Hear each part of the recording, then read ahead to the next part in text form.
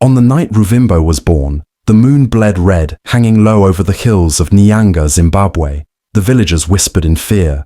A child born under a blood moon carries either a great blessing or a terrible curse. As soon as Ruvimbo opened her eyes, something unthinkable happened. The midwife gasped, her face draining of color.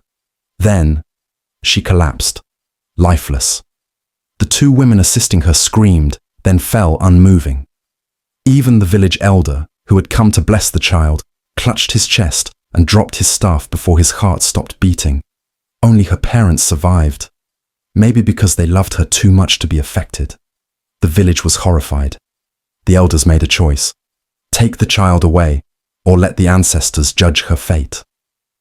Her father built a hut deep in the forest, far from the village, where no one could ever see her face. Her mother raised her in isolation, teaching her how to read, heal, and survive in the shadows. Ruvimbo was never allowed to look in a mirror. She could never remove the cloth that covered her face, because she was too dangerous.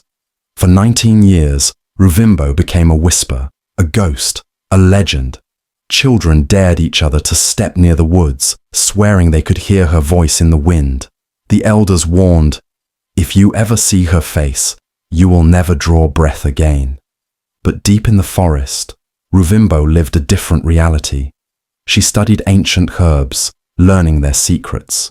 She read old scrolls that spoke of things long forgotten. She dreamed of seeing the world beyond the trees. But above all, she was lonely. She had never seen another human besides her mother. Until one evening, everything changed. Ruvimbo was gathering firewood when she heard a voice. "Who's there?" She froze. No one ever came this deep into the woods. Slowly, she turned, her face still hidden beneath layers of cloth. A young man stood across the river watching her. He carried a carved wooden staff and wore beads of an herbalist around his neck. But what shocked her most, his eyes weren't filled with fear. "I have heard stories of the girl in the woods," he said. "They say she is a witch, that she was born cursed." Ruvimbo's heart pounded. "Who are you?" she asked. The young man stepped closer, carefully crossing the river.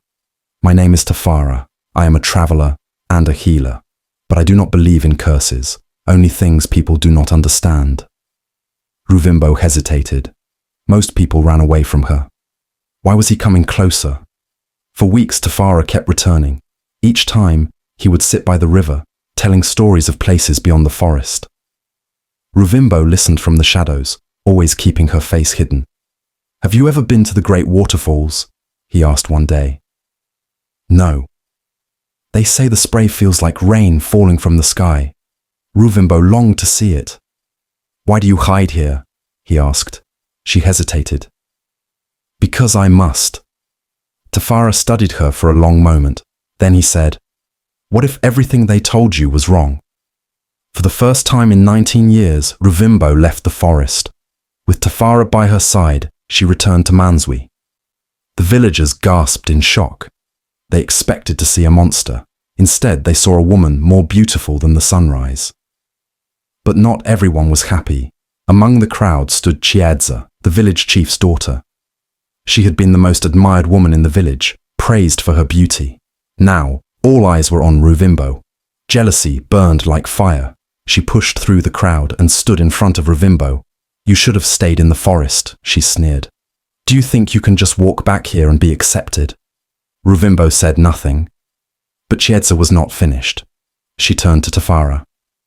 "And you think you love her? You are a fool." Tafara's voice was calm but firm. "I loved her before I ever saw her face."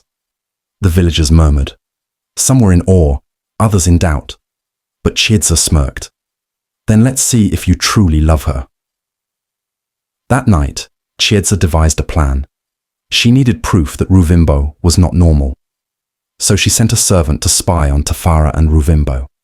And when the servant returned, he whispered, "She never removes her face covering. She fears something." Chiedza's eyes glowed with triumph. "Then we must remove it for her." That evening, she visited Tafara. "I was wrong about Ruvimbo," she lied. She deserves happiness. Tafara believed her. That night, Chiedza entered Ruvimbo's hut. She smiled warmly. Ruvimbo, may I offer you a gift? Ruvimbo was cautious, but she accepted the golden necklace. I only ask one thing, Chiedza said. Remove your veil for a moment. Ruvimbo's heart pounded. I cannot. With a quick motion, Chiedza grabbed the edge of Ruvimbo's veil and ripped it away. The room fell silent. Chiedza's triumph turned into terror. Ruvimbo's face was beyond human beauty. It was otherworldly. A golden glow surrounded her. Chiedza staggered back, her mouth open in horror. No, this cannot be, she gasped. Tafara took Ruvimbo's hands in his. You are not cursed. Tears filled Ruvimbo's eyes. For the first time, someone saw her and lived. The prophecy had come true. 1 year later, Tafara knelt before her. Ruvimbo, will you be my wife? Tears filled her eyes. With a joyful smile, she whispered, yes. The curse was gone. She was free. For the first time in 19 years, Ruvimbo felt free. She was no longer the girl in the forest, no longer a whispered legend. She was part of the village once more. But freedom comes at a cost, and some curses don't break so easily. One evening, as Ruvimbo sat by the river, Tafara noticed something strange. Her reflection was missing. Where his reflection rippled in the water, hers was empty space. Ruvimbo, he said slowly, do you see that? Ruvimbo leaned forward and gasped. Why don't I have a reflection? Suddenly a cold wind swept through the trees. The moon turned blood red, just like the night she was born. The ground shook beneath them, and then a voice, deep, hollow, echoing from the trees. The curse is not broken. Ruvimbo and Tafara spun around, but there was no one there. Who said that? Tafara called. The voice laughed. You think love alone can undo fate? Ruvimbo clutched Tafara's arm. Her heart pounded against her ribs. Who are you? She whispered. The wind howled, and the voice answered, I am the one who has been waiting. Suddenly, the river turned black, as if the night sky had spilled into it. And then a shadow rose from the water. Tall, cloaked in darkness, eyes like glowing embers. A figure, not of this world.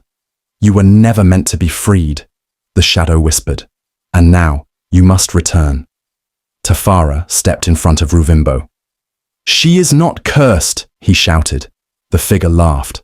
Oh, but she is, and she belongs to me. Before they could react, the shadow surged forward, and Ruvimbo vanished. When Ruvimbo opened her eyes, she was no longer by the river. She was standing on a stone altar inside a massive cavern. The walls were covered in strange symbols. The air was thick with the scent of burning herbs, and in front of her sat an ancient throne. Upon it, a woman, tall, draped in flowing robes. Her eyes glowed silver. Her voice was like a whisper and a scream all at once. You should have never left the forest, child.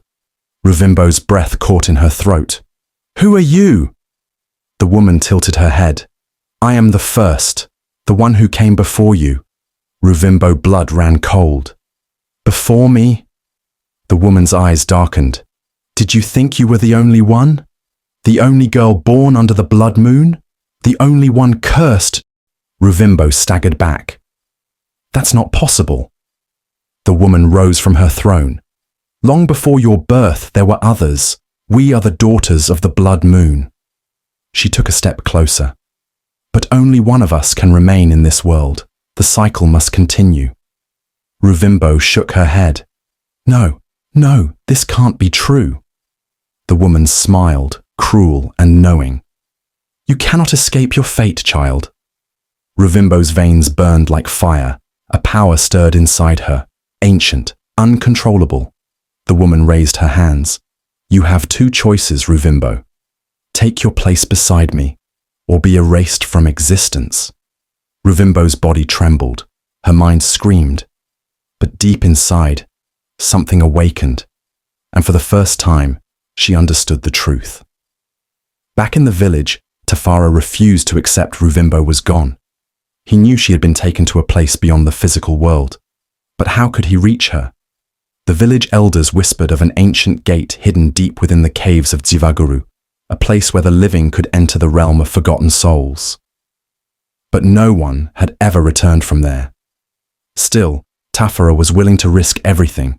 He gathered his herbs, his charms, and his strength, and stepped into the darkness.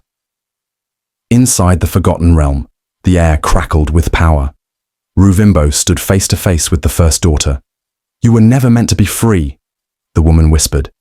Ruvimbo felt her pulse slow. Her heartbeat faded. Her body grew weaker. She was disappearing. Until, "Ruvimbo!" a voice echoed through the darkness. She gasped. Tafara. He had found her. The first daughter's eyes narrowed. "No, he cannot be here." But Tafara was already running toward Ruvimbo. He grabbed her hands, his touch grounding her.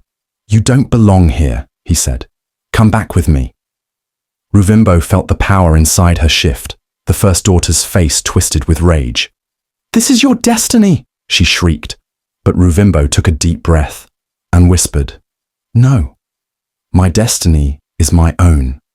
The moment she spoke those words, the realm began to collapse. The first daughter let out a scream of fury. Darkness rushed toward them. Tafara held Ruvimbo tightly, and together they leapt into the light. Ruvimbo gasped as she woke up. Not in the forgotten realm, not in the cave, but in Tafara's arms, by the river. The blood moon had faded. The wind was still. She was alive. She looked at Tafara, his eyes filled with relief. "It's over," he said. Ruvimbo smiled. "No, it's just beginning." Because she was no longer cursed. She was chosen. And her true story was only just the beginning. Thank you for watching. If you enjoyed this story, please subscribe and turn on notifications so you won't miss more exciting African folktales. Like, share, and stay tuned for more.